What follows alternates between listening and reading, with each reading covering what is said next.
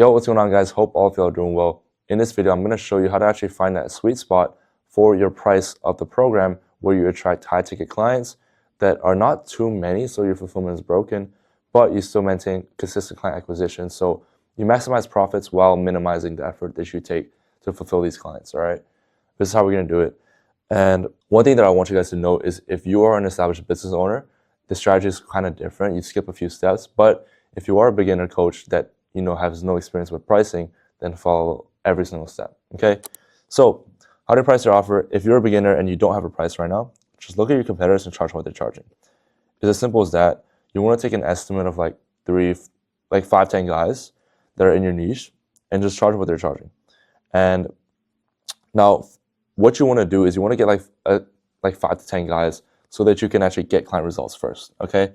Now, for the established coaches, you want to start here. If your closing rate is above 35%, you want to increase it until it actually reaches 35%. And if you're selling, let's say you're selling a fitness offer and the average ticket price is 2K. If your closing rate for your 2K offer is 35%, then it's not actually the offer, it's your closing. Your closing just sucks. There's no other way to put it, because you should easily sell a 2K offer if your offer is good and at a 50-60% closing rate. So the whole idea behind pricing your offer is that you want to increase it to a point where your closing rate is at around 30 to 35%. And that's usually the perfect benchmark where you push away the broke people, the annoying clients that will bug you all day, and you accept the people that actually want your service and are happy to actually work with you, don't fuss you as much, and are just perfect clients to work with. We want to work with perfect clients that are low maintenance but high ROI, okay? That's what we want to work with. So we want to be okay with actually saying no to, the clients that would pay us a ton, and just working with premium clients that actually just really respect our service and understand why we price it at our price point, okay? So you want to find, as I said, increase the price by $1,000 until you have a 30 to 35% closing rate with actual good closing skills, all right? This is how you find your sweet spot. And the reason why is because you can only go down to $0 for price, right? We can actually go infinitely higher with values. So you can charge however much you want. Like, I'm charging such an expensive program. Like right now it's 10K, it's 10K. But the reason why I'm able to charge this much is because it's not because I looked at my competitors and I stayed there, because I kept on adding 1K to the point where I had a 30 to 35% closing rate, and that was my sweet spot, okay? I actually have good closing skills. That's how I know this is my sweet spot.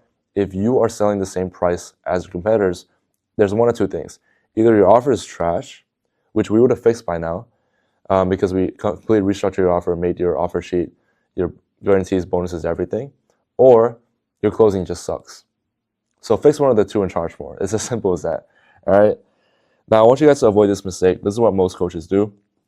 They look at the marketplace, see what everyone else offers, take the average, price slightly below to remain competitive, and then provide what their competitors offer with a little more, and they add up at a value proposition for more for less, okay? What I want you guys to realize is that the more expensive your program actually is, the more people will perceive that it's actually valuable, right? People assume my stuff is valuable because it's 10K. Imagine if I sold it for 2K. You'd be sus, because you'd be like, okay, there's so much stuff. Why is it only 2K? Why is it not 4K or 6K? Like, I can see someone charging X amount. Why is it not that? And so the whole goal of pricing is to get someone to be uncomfortable with actually paying you.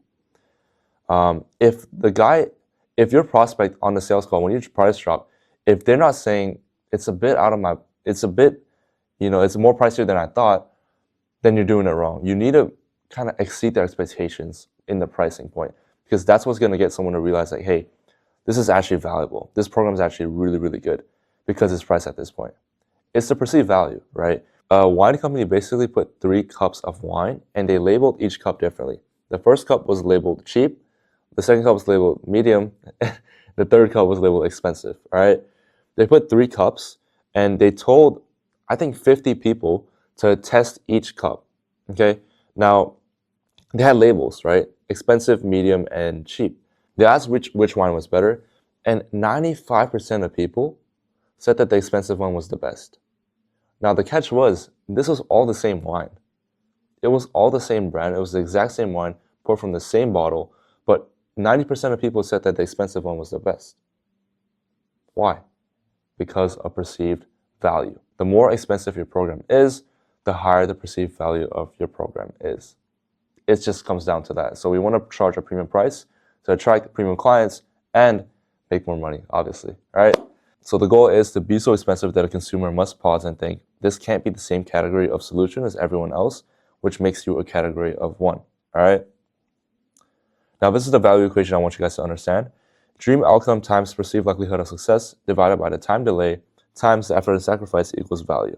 So let's break down this entire equation so that you can actually implement it for yourself. The dream outcome. Is the end result actually meaningful to them? The more meaningful the end result is, the better, okay? You want to really sell this dream outcome. Now, the perceived likelihood of success. Do they think they're actually going to succeed? So like I said, the done for you aspects is going to really help with this, right? The coaching structure and when you build out your offer sheet, that's going to really help out with this. So increasing these two things are great. And time delay, how long will it take to someone to get the final result? That's also a key in the value. If it takes a year, it's not as valuable as something that will take 90 days. Effort and sacrifice. What do they actually have to put on the line to achieve XYZ? What are the additional costs? Now, the goal is to get the bottom to zero. Decrease time, effort, and sacrifice. How can I make more convenient, seamless, and less effort stuff?